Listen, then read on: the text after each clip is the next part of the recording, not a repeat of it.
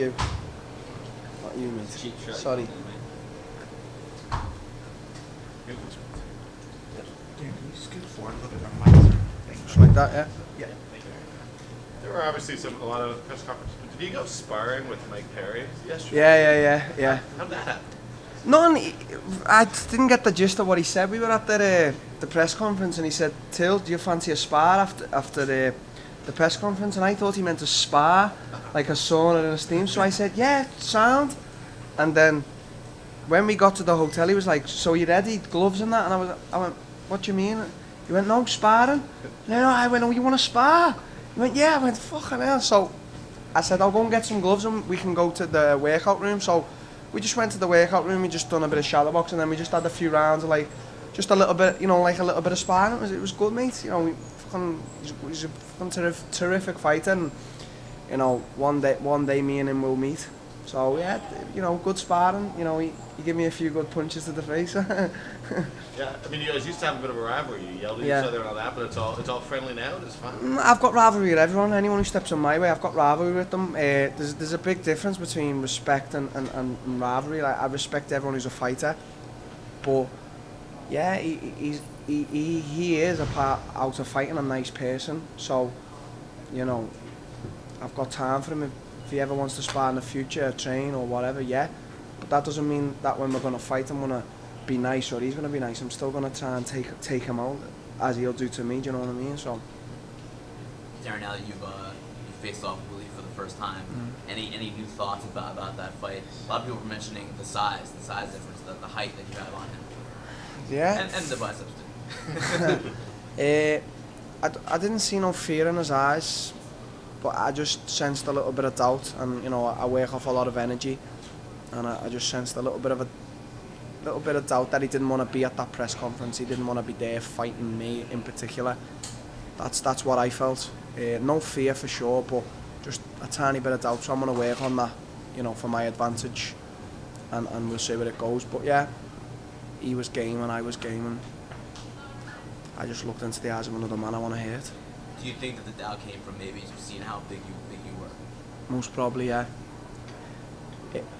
It's because I'm like the same size as like Stephen Thompson and that, but it's like my attributes meeting my back, you know, like the way I carry myself. You know, a lot of fighters, they carry themselves with shoulders forward, sort of in a slouch position. When I walk with my shoulders back, and you know, when I'm facing off, I don't face off like that. I face chin in the air, sort of as if to say, give me your best shot. So, you know, it's all about presence. You know, I spar with a lot of heavyweights, and they always say that I make them feel small. It's about presence and energy, so that could play a factor in it.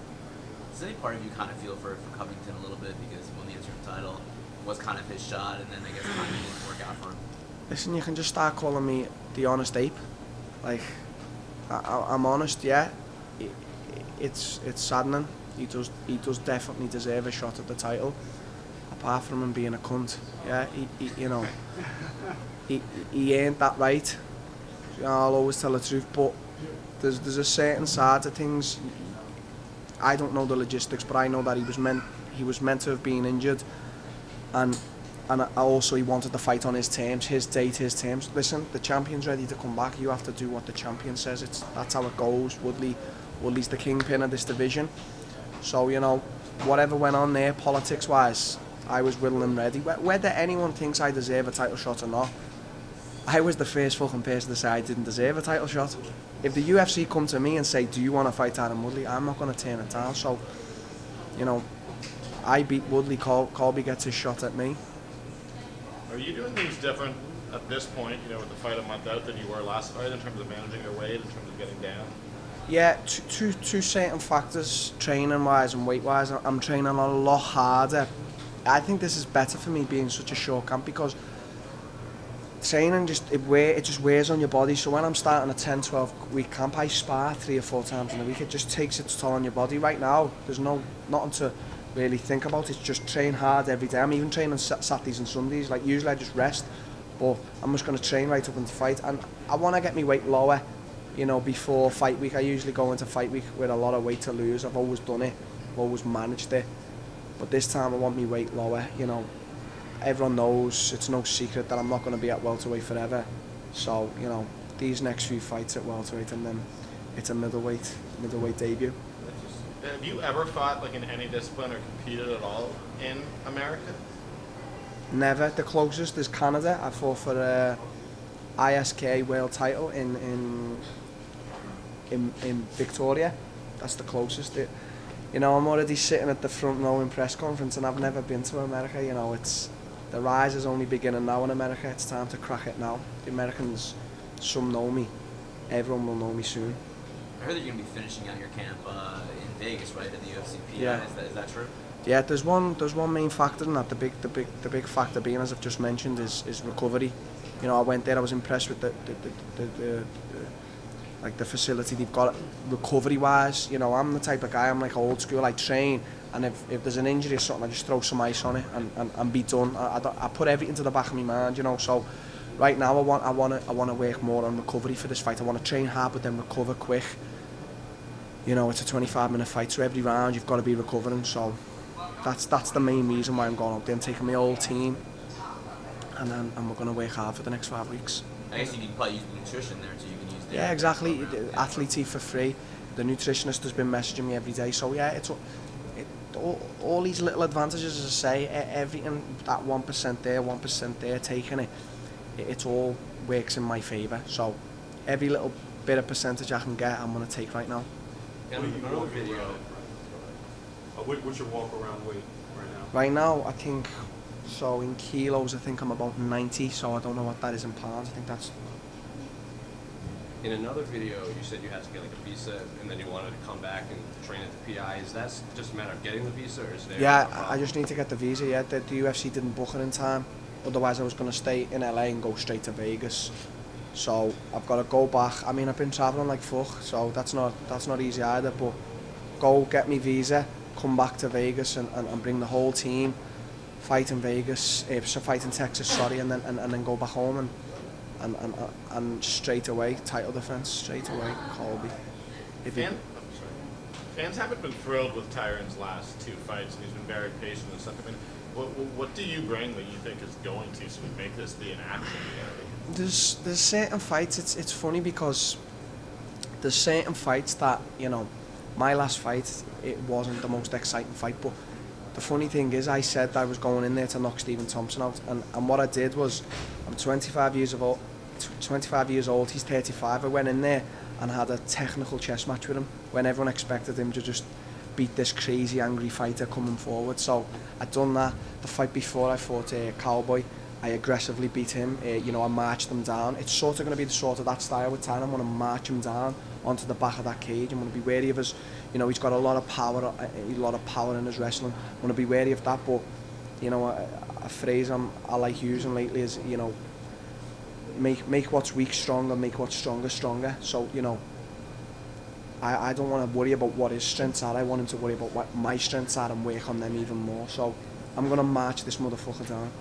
Darren, any significance to the shoes you're wearing, the sneakers? I bought these. Writing on those? I bought these today in Beverly Hills. I don't know. They just like them. They just think they're just different. As I was speaking with one of the guys today, is I do like me fashion, but I'm very low key about it. Just simple jeans, jumper, and a nice pair of shoes. So I know that you like them. You've just noticed them. So whatever they say, I don't really give a fuck. I just like them. You've probably been liking LA then, if you're into fashion, right? Sorry? You've probably been enjoying Los Angeles. Yeah, a lot of shops that you don't get back home. So yeah, I would like to spend a few weeks here and spend some money I haven't got. Darren, because you have a similar style with Stephen Thompson, how do you see the fight with Tyron playing out? Well, it is similar with Stephen, but it's different because it's power now. It's power. Stephen carries that, but only in spinning kicks and shit. Stephen hasn't got power in his hands. It's different. It's I'm a clever fighter when I need to be, but when I need to use my power and my strength, I will use it. And this fight is that's what it's going to be about. Obviously, intelligence is always playing a factor, but my power is going to come out in this fight. Elbows, if I've got him up against the cage, it's not going to be like with Stephen. I got Stephen against the cage, but where was he going to go? He's so fast, his head movement. I couldn't fire the left as much because he's so clever. with Tyron's not Stephen Thompson. I'm going to be able to march him down and throw bombs, and he's going to be throwing bombs too. The two lands first then. Darren, you mentioned money. You mentioned money you haven't got, but if you become the champion, that's going to be life-changing money. I'm assuming future. Does that change anything as far as your outlook to the fight or training or just? I just got a new contract and it was a great contract, but I looked at it, I said, yeah, that's nice, signed it, and then that was it. You know, I'm working on legacy and greatness, so I trust my team 100%. I trust my coach Colin Heron 100%. So as long as I do all that work, legacy and greatness, all money will be there. So I don't worry about it. You know, you can't have worries outside of this game. You know, I've got a girlfriend who's 7 months pregnant. I don't really care. I've got a daughter in Brazil right now who I haven't seen for 1 year. I don't really care.